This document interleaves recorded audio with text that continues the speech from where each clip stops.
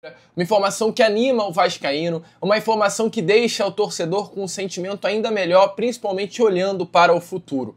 Hoje, o Vasco da Gama tem dentro do seu elenco principal Ryan como grande nome, Felipe Coutinho como o nosso camisa 10, o craque desse time, Cama Barros como o nosso pitbull, 3 jogadores formados dentro de São Januário.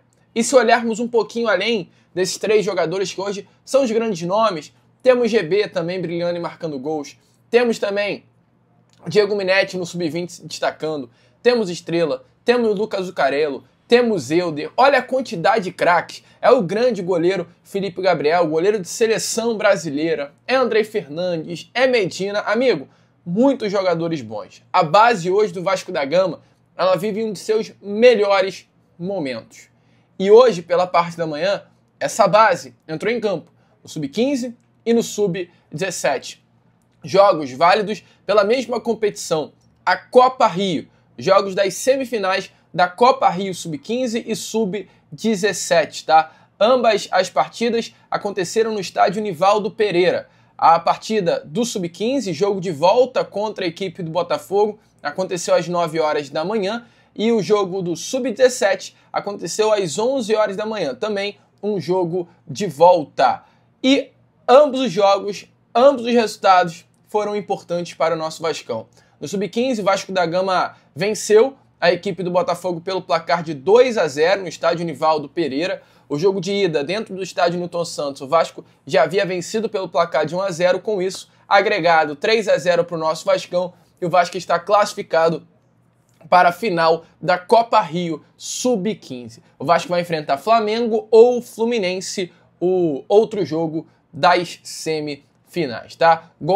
Os gols marcados pelo Vasco foram do Matheus Sampaio e do Brian Fernandes, tá? O Vasco entrou em campo com força máxima, grandes jogadores aí na categoria sub-15. No sub-17, o Vasco hoje, que enfrentou o Botafogo, também empatou 1-1. E como o Vasco já havia vencido o primeiro jogo lá no estádio Newton Santos pelo placar de 2-0, agregado 3-1, e o Vasco da Gama está classificado, tá, para a grande finalíssima. O gol do Vasco foi marcado por Alex Bruno, jogador aí que entrou, né, na segunda etapa. Aliás, ele começou o jogo camisa 7 do nosso Vascão e marcou esse golzinho que garantiu a classificação do Vasco para a grande finalíssima. O adversário será definido também amanhã, após o confronto entre Fluminense e Flamengo, às 11 horas, que vai acontecer em Xerém. Então, sub-15 e sub-17 do nosso Vasco classificadaços para as finais da Copa Rio,